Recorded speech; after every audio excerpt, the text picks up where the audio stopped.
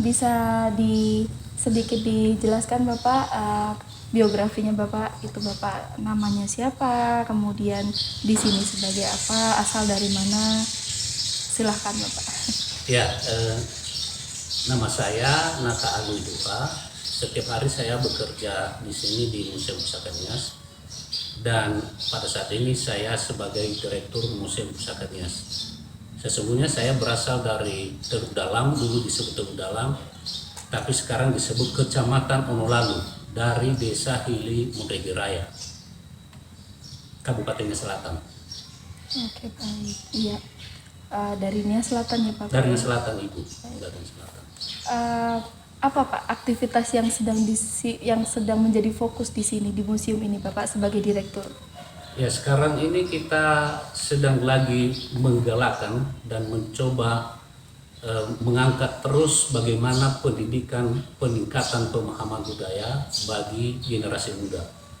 Karena menurut kita generasi muda itulah yang meneruskan segala kegiatan apapun yang menyangkut kebudayaan itu. Jadi kita fokus ke situ, melakukan pelatihan, dan juga untuk kelompok-kelompok yang berkaitan dengan generasi muda kita coba untuk memberikan pemahaman budaya, dan juga tidak terlepas dari situ juga tentang pemahaman pusaka, bukan hanya pusaka budaya tetapi juga pusaka alam yang merupakan bagian yang tidak terpisahkan dari pusaka budaya itu.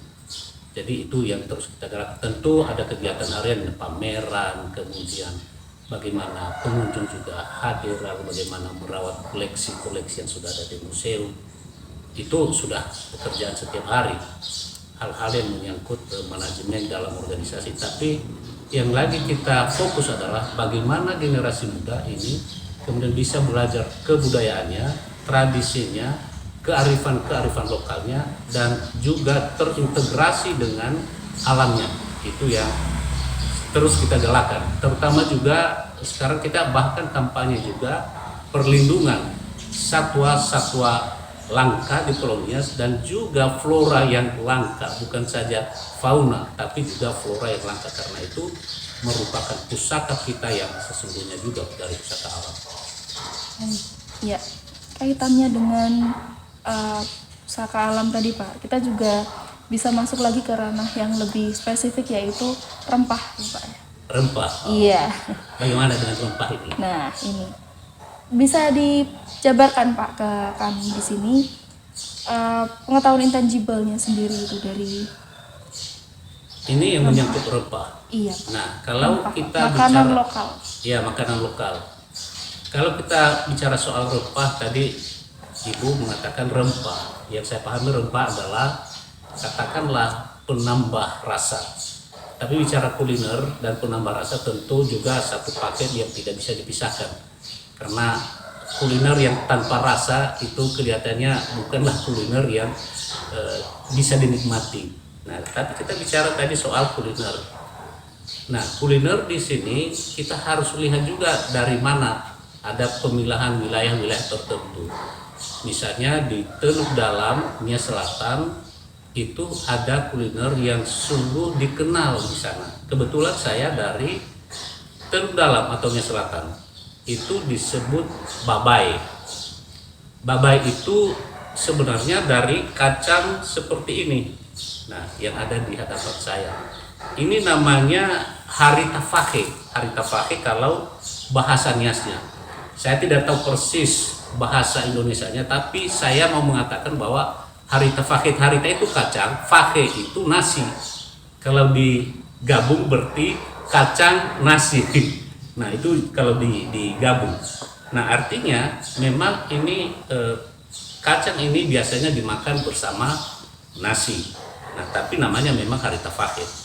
Nah, kuliner ini dulu memang begitu terkenal. Saya masih kecil, saya menikmati itu, dan berkaitan erat juga dengan tradisi kami di setiap kampung. Karena mengapa? Ini setiap ada acara atau bahkan ada peristiwa hidup, itu tidak lepas juga dari makanan yang disebut babai ini.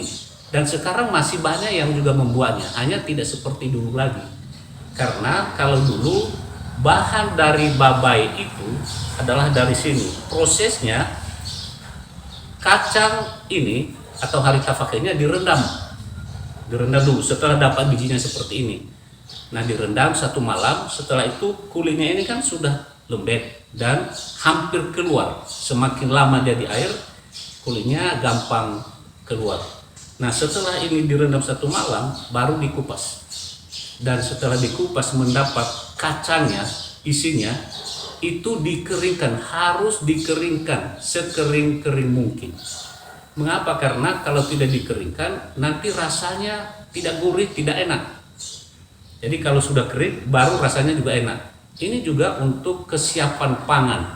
Kesiapan pangan itu biasanya kemudian setelah kering, ini disimpan dalam botol, dalam wadah yang bagus. Ini bisa 1 tahun lamanya, bahkan lebih. Jadi ketika ada sesuatu, mereka kemudian mengambil babai ini, bahannya yang sudah dikupas tadi, sudah kering, tinggal mengolahnya dan memasaknya. Itu bahannya. Jadi dari kacang ini beda dengan kacang hijau. Kalau kacang dari seperti ini sepertinya merambat, ya, seperti mirip-mirip lah dia kacang panjang, walaupun tidak seperti itu sekali. Nah, kacang hijau beda. Itu soal namanya dan materialnya dulu. Bagaimana mengolahnya? Mbak juga mau tahu atau tidak? Mau dong Pak, tentu dong. Ya, siapa tahu. Bagaimana tahu. cara mengolahnya? Oke, mengolahnya. Nah, mengolahnya kemudian kalau tadi sudah kering, kemudian sudah benar-benar bisa dimasak dia. Nah, sudah dikeringkan di bawah sinar matahari, maka kemudian kacang atau isi kacang ini kemudian direbus. Biasanya direbus. Nah, itu yang sederhananya. Banyak variasi. Ibu saya kemudian di kampung saya melihat karena menikmati itu direbus. Setelah itu ditambah dengan santan kelapa. Biasanya dicampur juga dengan telur, kuning telur. Bukan telur ayam apa sekarang yang di pasar itu, broiler. Itu biasanya telur ayam kampung. Dan tentu juga tidak lepas dari ada yang menarik ini. Selalu ditaruh itu daging babi yang campur lemaknya. Bahkan sering sekali bukan campur lemaknya, lebih banyak lemaknya. Nah, ada yang kulit itu hanya sedikit daging, tapi ada juga yang benar-benar dia lemak. Nah, tetapi itu biasanya ada yang sudah digarami, ada yang sudah diasap. Nah, macam-macam lah. Biasanya yang sudah digarami dan diasap yang dikasih. Biasanya ada persiapan di rumah juga itu yang mereka asapin dan sudah dikasih garam. Nah, itu dimasak bersama dan kemudian baru disajikan. Nah, setelah dia direbus itu biasanya sedikit dihaluskan, ini yang tadi kacang ini yang sudah dikupas, sudah dihaluskan sebelum dimasak bersama dengan yang tadi misalnya telur, kemudian santan, kemudian daging itu bahan dasar biasanya yang diberikan. Tentu diberikan juga garam. Nah, dulu belum ada perasa, mereka hanya kasih garam saja. Dan biasanya karena daging tadi sudah bergaram, ya mereka tidak kasih garam lagi, hanya sedikit saja mereka tambahkan. Ini soal mengolahnya. Kalau babai ini, dan ini hanya ada di Teluk Dalam, walaupun dikatakannya selatan, karena selatan itu sekarang luas. Jadi hanya ada di wilayah Teluk Dalam. Tradisi atau kuliner yang namanya babai ini. Begitu, Mbak? Iya. Ada lagi yang mungkin bisa ditahu soal kuliner babai. Menarik ini Pak, soal babai ini kan digunakan untuk acara-acara. Ya. Bagian dari tradisi-tradisi. Apakah sampai hari ini tradisi itu masih dilaksanakan Pak, menggunakan babai di daerah Teluk Dalam ataupun Nia Selatan? Nah, itu dia. Kita bicara zaman kekinian dan zaman saya waktu kecil. Saya dari desa yang terisolasi. Jadi biasanya desa yang terisolasi itu masih melakukan tradisi yang katakanlah yang dengan kental begitu. Waktu saya kecil, saya bicara soal waktu saya kecil. Ini selalu diceritakan dan saya melihat, saya merasakan. Kalau misalnya ada yang melahirkan, baru lahir anaknya, Kalau lahir anaknya, maka biasanya semua saudara memberikan makanan. Nah, apa yang diberikan? Itu ada jenjang makanan itu, tidak bisa memberikan apa saja.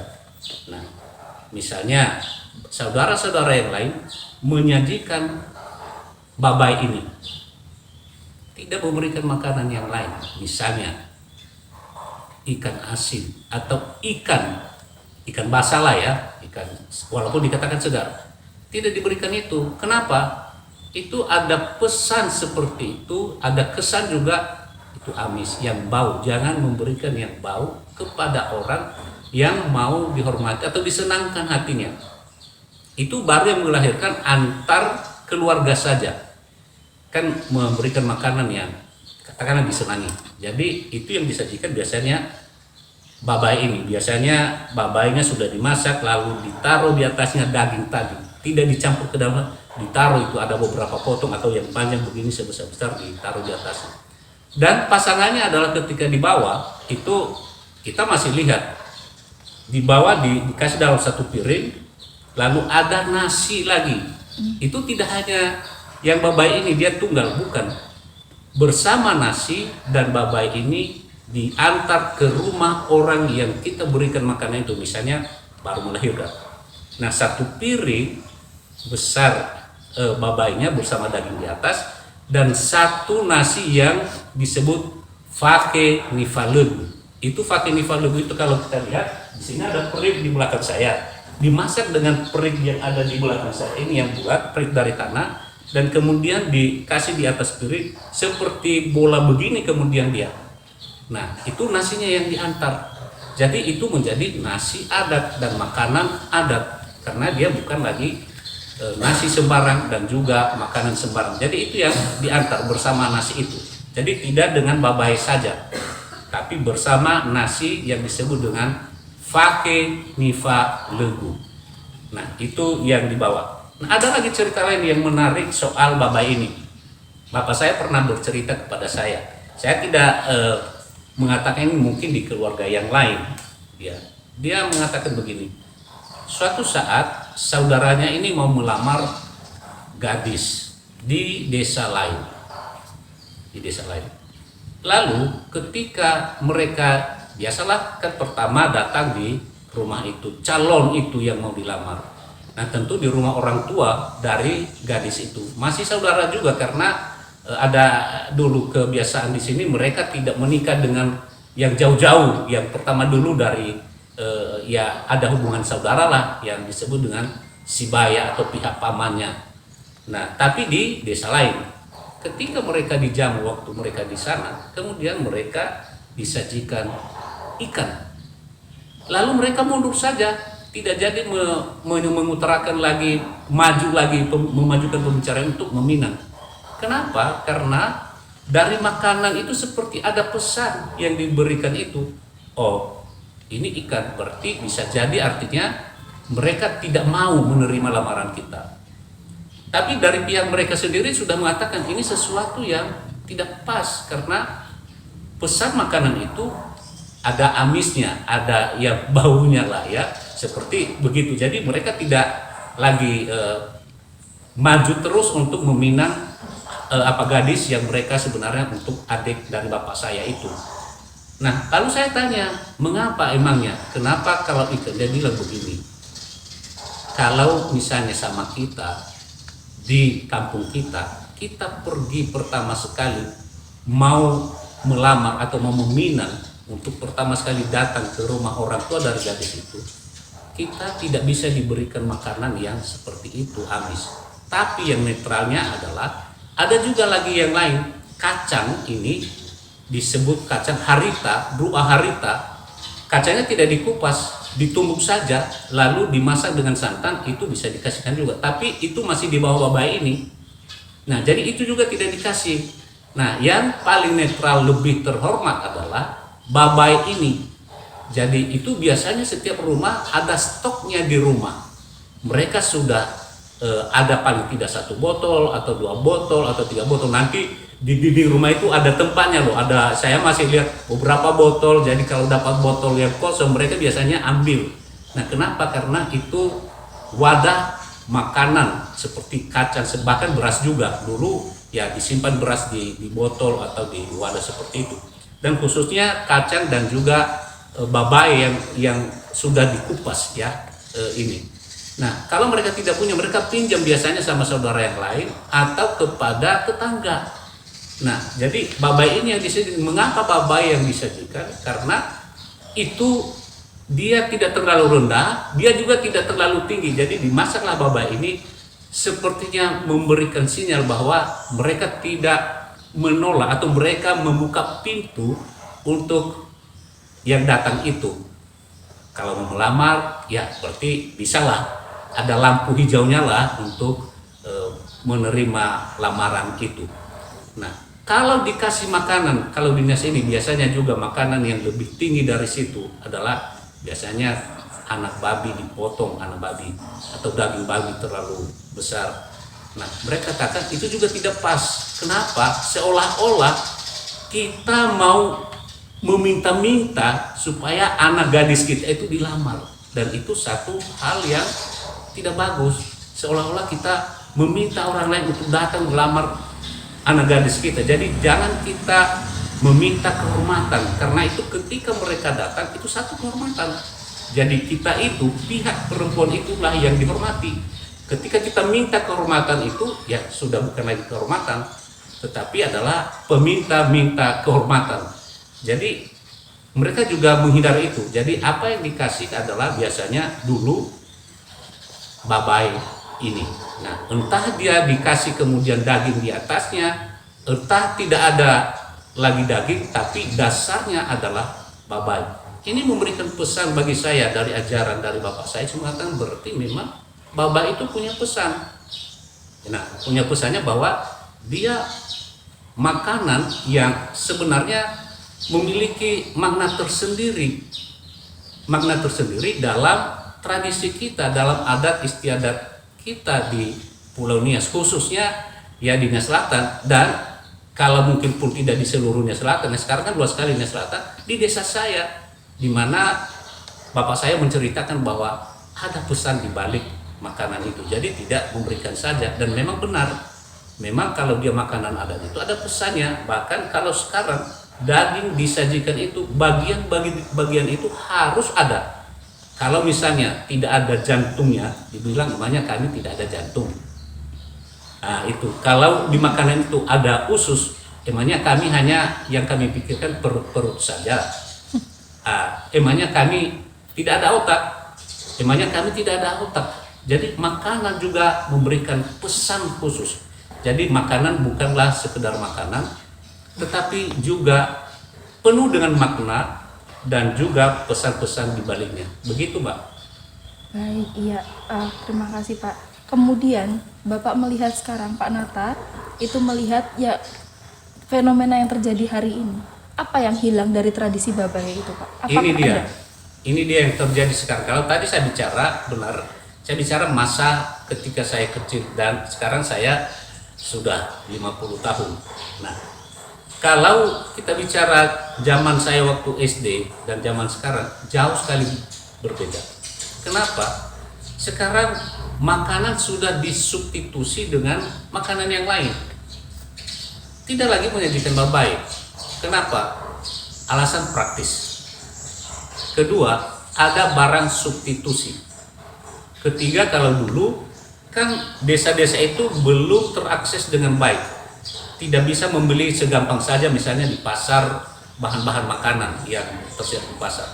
Artinya mereka mesti ada food stock, ada stok makanan yang di rumah. Nah, padahal itu bagus juga, kesiapsiagaan pangan di rumah.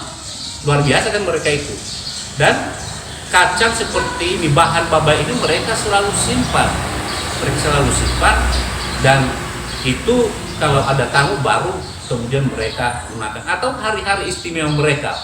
Kalau ingin sekali mau makan babai, ya karena dia diolah dengan sedikit lebih sulit, maka mereka menikmati babai misalnya hari Minggu atau hari khusus, bukan hanya untuk tamu.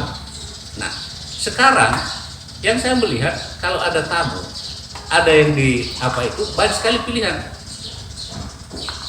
pesan di pasar makanan yang sudah jadi, kasihkan sama tamu instan. Ada yang dibeli di restoran, udah pesan aja nasi dimasak, kemudian nanti lauknya dibeli di restoran. Karena sepeda motor sudah ada, jalan sudah ada, setengah jam sudah jadi. Nah, selain itu juga bahan-bahan yang lain. Oh, udah gampang sekarang dengan ayam potong. Ayam potong. Saya melihat di kampung-kampung. Karena apa? Oh, kalau mahal daging yang lain, udah kasih aja ayam potong atau ayam atau ikan dan sebagainya. Mereka tidak tahu lagi pesan di balik tadi. Misalnya kan untuk yang acara tadi yang pergi melamar, yang kemudian oleh karena peristiwa khusus, peristiwa selingkaran hidup yang terjadi, itu khusus melahirkan, menikah, meninggal, itu tidak boleh dikasih saja makanan yang sesuka hati. Bukan masalah enaknya, bukan masalah enaknya. Enak itu kan tergantung lidah atau tergantung kebiasaan setempat. Nah, tetapi ada pesan kan di balik makanan yang tadi saya katakan.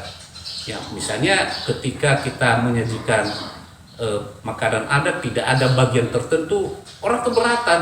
Emangnya saya ini hanya perut-perut saja karena ada usus di bagian atas itu. Emangnya yang saya pikirkan kotoran saya saja. Jadi itu penghinaan.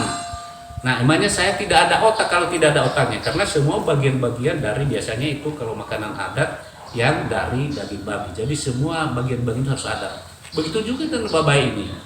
Nah, jadi babai dulu makanan yang paling netral dia untuk disajikan untuk tamu dan pada acara-acara tertentu. Kenapa? Dia bukan rendah juga, tapi juga tidak terlalu tinggi. Dan menurut saya ini yang hilang sekarang. Kenapa hilang? Karena tadi sudah saya sebut alasan praktis. Ada juga, wah ini lama sekali membuatnya, masa kupas. Padahal tadi saya bicara soal mengolahnya.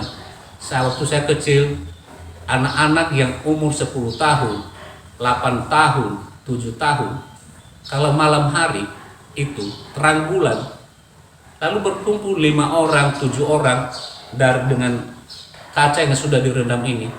Mereka sambil bercerita, ngobrol akrab, bercerita tentang kehidupan anak-anak lah. Dan mereka sambil bekerja sama mengupas laba baini istilahnya, laba baini mengupas dari kulit kacang ini. Dan sambil berjanji, besok ya sama kami juga kita kerjasama, kita apa juga. Ini membangun sosial, dari interaksi sosial dari anak-anak dan juga kerjasamanya. Sementara kelompok yang lain, saya waktu kecil karena tidak ada listrik di kampung saya, anak-anak gadis yang sudah besar kemudian belajar menganyam di bawah terang bulan. Dan kelompok yang lain adalah anak-anak muda yang juga mau mencuri perhatian anak-anak gadis. Ini satu hal yang menarik di kampungan, dan itu bukan hanya soal makanan, tapi juga interaksi sosial di balik makanan itu sekarang hilang. Karena praktek untuk membuat baba ini sudah tidak ada lagi. Nah, ini yang kemudian juga hilang. Jadi kalau sekarang kita bandingkan dengan dulu, ya sekarang ya sudah tidak lagi dipraktekkan tradisi itu untuk memberikannya kepada tamu tersebut. Saya sendiri mengatakan sebenarnya, mengapa ini tidak diberikan?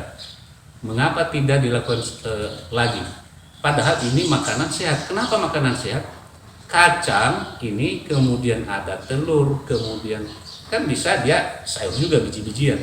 Nah sekarang daripada memberikan saja ayam potong kepada tamu, kan itu lebih sehat. Kacang ini kemudian ada dagingnya sedikit dengan porsi yang lalu ada telurnya, ada santannya sedikit.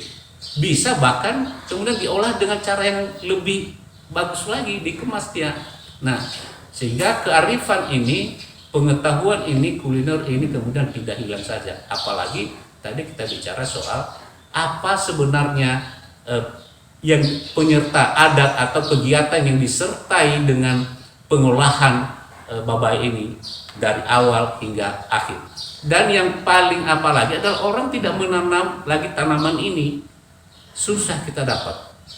Karena tidak lagi dipraktekkan, ya tadi sepertinya menjamu dengan bahan babai.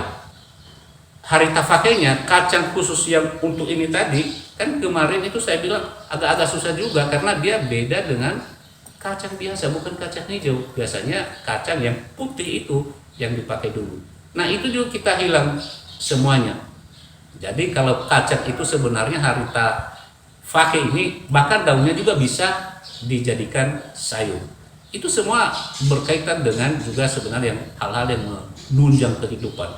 Jadi itu banyak sekali yang bilang dengan tidak lagi dipraktekannya tradisi menjamu atau bagaimana mengangkat babai menjadi makanan yang terus diolah dan dinikmati oleh masyarakat di desa di Nia Selatan sekarang ini. Dan ini bukan hanya di desa di selatan, sebenarnya bisa dijadikan sebagai makanan yang bisa diangkat di Pulau Nias dan di mana saja. Ini yang menjadi unik bagi saya soal babai ini. Nah tergantung mengolahnya, memang kadang-kadang kemudian mengatakan tidak menarik karena cara mengolahnya juga. Nah kan babai itu soal rasa, kemudian siapa yang memasaknya, mengolahnya, tapi dasarnya sama, hanya cara mengolahnya saja. Iya Pak.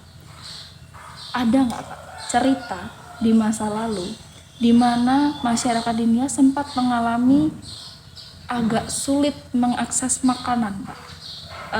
Cerita-cerita tentang misalnya kekurangan pangan atau kekurangan gizi yang kemudian apakah di sini tuh babai punya peranan penting begitu Pak? Nah kalau secara umum ini kan sebenarnya bukan makanan pokok, karena tadi namanya harita fake, artinya dia dimakan seperti lauk, dia hanya lauknya. Nah bukan makanan pokok. Kalau bicara soal paceklik di Nias ini, kelaparan itu sering Pak. Sering sekali, saya mengalami itu. Terakhir ketika musim nilam. Apa itu Pak? Oh, nilam itu mungkin bahasa latinnya paculi ya, atau bahasa lainnya paculi. Tanaman yang kemudian disuling, dia menghasilkan minyak dan itu yang dijadikan sebagai aromatik atau parfum atau lain sebagainya. Dikirim. Dulu sempat 1.800.000 2 juta per kilo di Nias. Nah semua itu terakhir ya, terakhir semua orang nanam nilam, tidak ada lahan yang lain. Apa yang terjadi? Paceklik. Dulu yang ditanam padi ladang atau padi sawah, lalu tumpang sari, ditanam juga singkong, ditanam juga ubi jalar, ditanam juga jagung, ditanam juga sayur. Nah ini kemudian waktu ditanam nilam hanya nilam saja. Setelah itu saya alami di desa saya, wah kelaparan, itu sungguh mengalami kelaparan karena hanya ditanam sejenis tanaman yang bukan juga bahan makanan. Nilam tidak bisa dimakan, itu barang ekspor, produk ekspor, komoditi ekspor. Lalu mau diapain kalau tidak laku? Pas turun semua orang bukan hanya lapar tapi miskin juga. Jadi masalah apa yang terjadi? Kemudian terjadi eksodus warga Nias ke seberang semua, lagi kembali ke seberang mencari kehidupan, merantau ke seberang untuk mencari kehidupan. Itu hanya salah satu. Waktu saya kecil saya sering mengalami itu. Karena apa? Karena misalnya ketika padi itu tidak banyak panenan hasilnya, lalu juga tanah tidak terlalu luas, singkong, biasanya singkong, kemudian ubi itu makanan pokok, pisang. Nah kalau itu sudah habis kemudian akan mengalami paceklik, dan itu saya mengalaminya beberapa kali semasa saya kecil. Ini akibat karena penanaman yang biasanya hanya dia homogen, hanya satu jenis tanaman bahan makanan, dan itu biasanya mendatangkan atau mengakibatkan paceklik bagi warga tertentu. Ini saya alami. Nah hanya kita sudah tahu itu kalau orang sudah mencari sagu, oh berarti ini sudah bahan makanan sudah hampir selesai, ini tidak ada bahan makanan lain. Karena biasanya kalau bukan nasi bukan dasar ya, ubi jalar, lalu singkong, lalu kalau singkong sudah habis maka beralih ke sagu. Nah, itu puncaknya. Sagu itu orang sudah mau mencari pohon sagu dan juga tepung sagu untuk dimakan. Kalau sudah habis sagunya, ya itu yang kemudian juga sekalian orang eksodus ke seberang cari bahan makanan. Itu sering sekali. Ini sering saya alami waktu saya kecil. Begitu. Baik, Pak.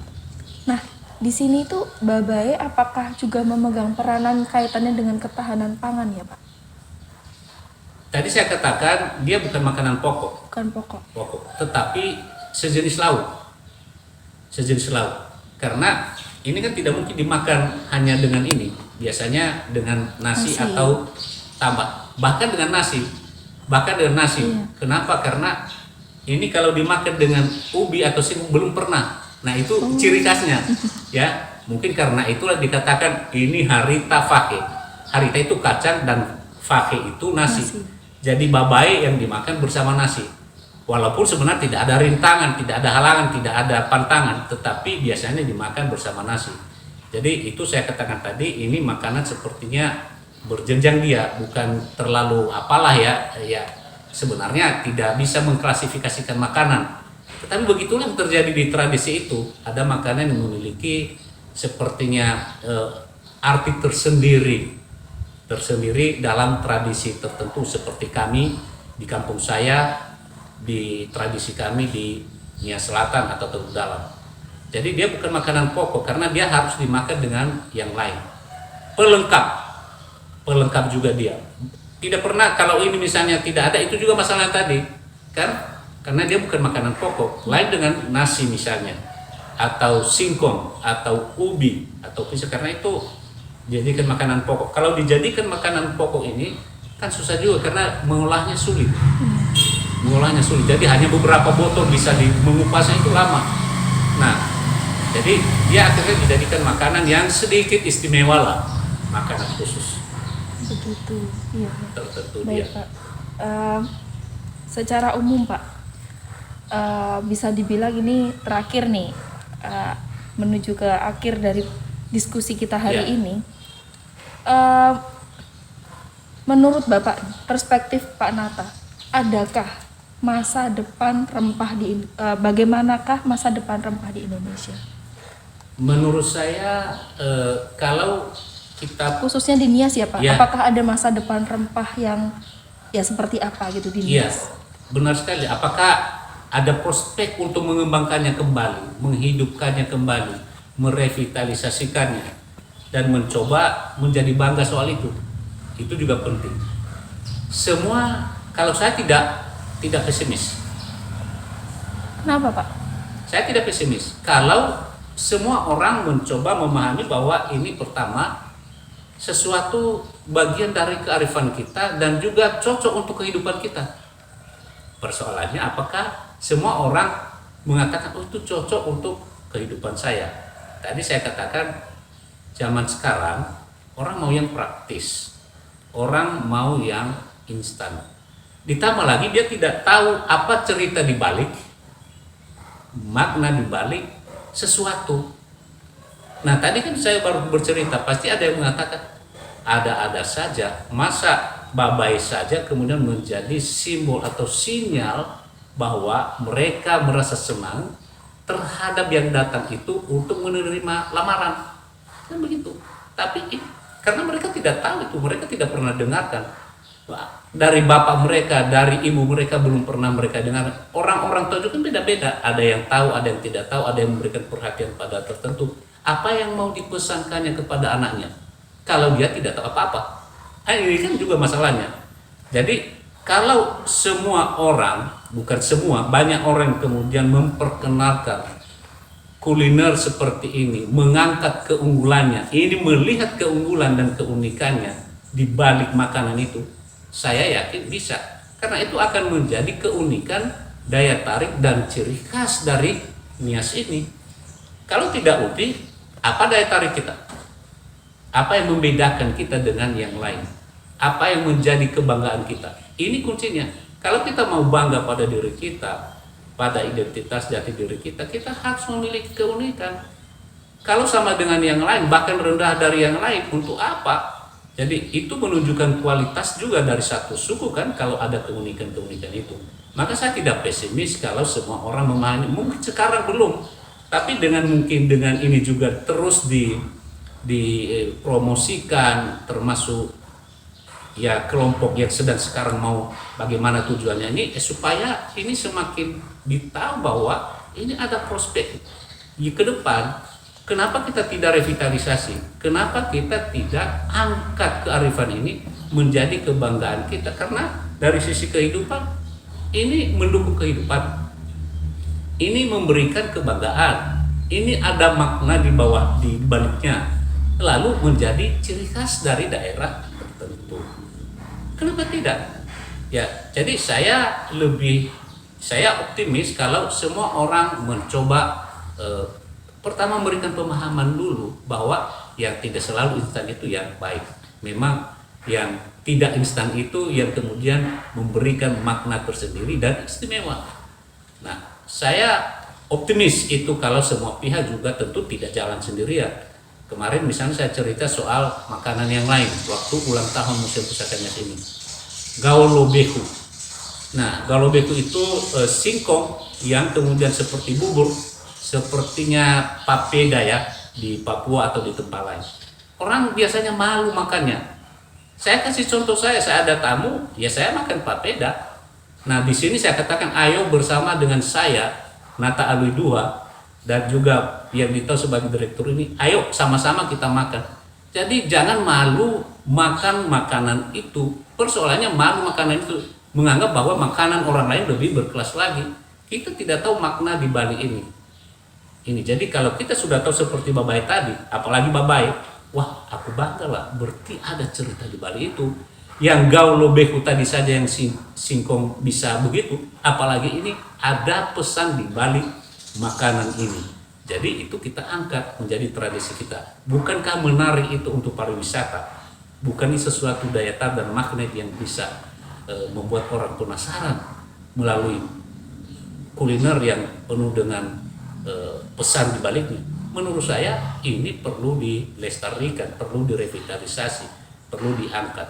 Tentu setiap keluarga kalau dia mulai ya ditawarkan kalau momen-momen tertentu ini akan berkembang, walaupun tidak dikasih lagi misalnya untuk tamu khusus, tapi kalau di momen tertentu dibuat, ini luar biasa juga. Pertama, kearifan pengetahuan tentang mengolah ini juga tidak hilang. Dan besok-besok kemudian ada yang mengklaim, oh itu milikan, baru kita ribut. Dia misalnya daerah lain, oh kami punya begini. Wah, kami yang tahu itu, kami yang dulu. Ya dulu, karena kamu anggap milik kamu, tapi kamu tidak mengusahakannya, kamu tidak merawatnya, maka itu bukan milik kamu lagi, milik orang lain. Ini yang seharusnya juga menjadi perhatian bersama generasi muda ya. Kalau yang sudah tua-tua sih ya udah beres lah, itu tidak perlu. Tapi menurut saya ini juga prospek ke depan, karena ini menjadi bagian dari kebudayaan kita yang memberikan keunikan sendiri pada kebudayaan kita itu. Memangnya makanan berperan penting Pak dalam kebudayaan, dalam prosesnya? Ya sangat. Kenapa? Saya pikir bukan hanya di Nias ya, makanan itu ya memang budaya yang juga tidak terlepas dari kebudayaan. Bagaimana saya katakan tadi, itu yang di Nias. Bahkan konsumsi makanannya yang lebih repot. Ini kalau ada pesta di Nias, pestaan yang mahal. Karena makanan itu yang bayangkan dengan sekarang harus menyediakan makanan adat yang dari daging babi. Setiap orang yang dihormati itu satu talam besar dan harus menyajikan itu, bisa itu rata-rata 1,5 loh, 1,5 juta per satu paket dia. Dan kalau itu tidak ada, orang sudah mulai dia tidak menghormati tamunya. Ini kan masalah harga diri dan kehormatan. Kalau kita mau membangun harga diri kita dan kehormatan, ya juga tidak dilepas dari kuliner itu, makanan itu. Itu salah satu contoh. Tadi sudah juga saya katakan soal makanan dari ubi, dari ikan, dari ayam, dari apa, tidak diberikan sembarang. Kalau ada acara dinas tidak boleh kasih saja makanan sembarang hanya karena sekarang saja kebetulan lagi misalnya 2 tahun yang lalu apa namanya itu pandemi, lalu ada juga penyakit hewan. Nah maka sulit sekali kalau dulu sebelum ini 2 tahun yang lalu 50.000 45.000 per kilogram daging babi ya.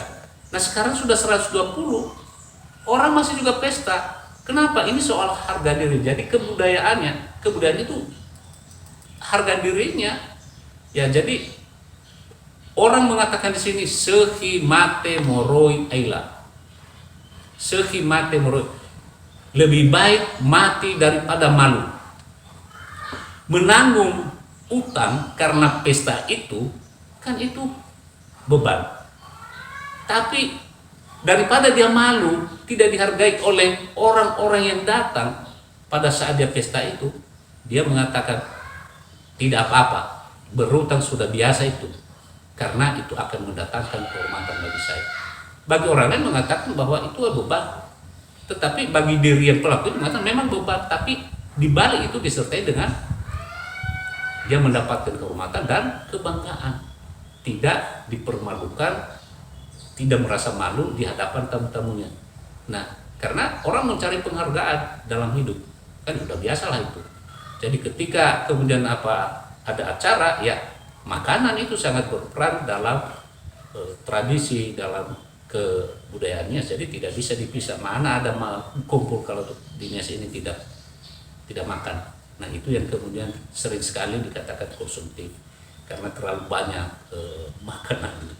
Jadi demikian, jadi makanan tidak bisa dipisah dari tradisi itu. Dari kesejahteraan pangan itulah ya Pak, Iya. membentuk kesejahteraan yang Iya, lain. makanya sebenarnya bahan pangan itu harus diusahakan, bahannya. Nah, maka sekarang kita di museum ini, kita selain kita mencoba terus berusaha supaya tradisi kita, pelestarian kebudayaan, ya, yang kita sebut dengan pusaka budaya, kita juga mencoba terus-menerus mengatakan bahwa ayo kita harus melestarikan pusaka alam kita. Pusaka alam adalah sumber dari hidupnya pusaka budaya tadi. Bagaimana pusaka budaya kita hidup? Bagaimana kita membuat tradisi ini? Ya, misalnya tadi babai, tidak ada lagi kacangnya, tanaman kacangnya. Bagaimana kita membangun rumah adat? Tidak ada lagi pohonnya. Bagaimana kita menyajikan kemudian pesta adat, peneguhan status dan pesta-pesta untuk mendapatkan pengakuan status dinas ini kalau tidak ada babi, karena untuk proses itu diperlukan babi. Berapa ekor babi yang harus dipotong.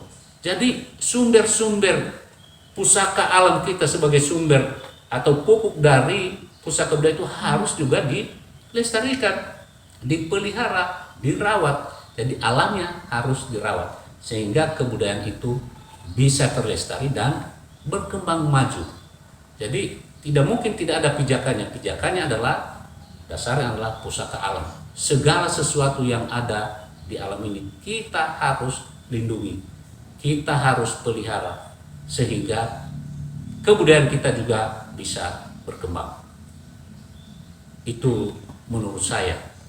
Terima kasih banyak Pak Nata. Apakah ada yang mau ditanyakan tambahan? Cukup. Ya. Pesan terakhir Pak terkait rempah untuk masa depan rempah Indonesia. Saya sebagai warga negara Indonesia, warga Nias juga, saya mengharapkan bahwa apa saja jenis kuliner rempah yang menjadi warisan nenek moyang kita, bukan hanya warisan itu, tapi sebenarnya pengetahuan mereka karena mengapa? Bagaimana mengolah, bagaimana mereka ketahui bahwa itu makanan sumber kehidupan yang memberikan kehidupan mereka, itu sangat luar biasa. Bagaimana mengolahnya? Dan kalau itu kita kembangkan, kita revitalisasi, kita kembangkan, dan juga kita jadikan dia menjadi bagian dari kehidupan kita, bukan bagian kehidupan orang lain. Kita mulai dengan misalnya, jangan kita mengatakan, oh babai ini kita angkat, tapi kita malu makan babai. Babai adalah makanan yang sehat, tetapi kita tidak pernah kasihkan sama keluarga kita. Babai adalah makanan adat yang memiliki pesan tertentu, tetapi ketika terjadi peristiwa tertentu kita kasih ayam potong, kita kasih ikan asin atau ikan yang apa. Padahal dulu tidak demikian. Kenapa tidak babainya kita kasih? Dengan itu kita akan menanam tanaman kacang. Dengan itu ada kegiatan yang lagi tadi, anak-anak bisa dengan itu bisa sih pakai teknologi, bisa lagi untuk mengupasnya.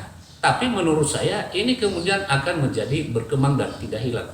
Begitu juga dengan yang lain-lain. Bukankah bangsa-bangsa lain melirik negara kita, bahkan menjajahnya karena rempah, karena apa yang kita miliki? Artinya itu seperti emas dan berlian yang dicari orang lain. Lalu kenapa kita tidak memelihara, tidak kembangkan tambang emas dan berlian itu? Itu menurut saya kita harus kembangkan. Itu Bapak, luar biasa sekali. Terima kasih banyak Pak Nata Terima untuk kasih, waktunya. Pak. Terima kasih untuk waktunya, untuk ceritanya. Terima Ya, kasih. sudah bisa kita akhiri ya. Ya, sudah. Percakapan hari ini. Oke. Ya, mohon maaf kalau ada salah-salah kata tadi ya Pak.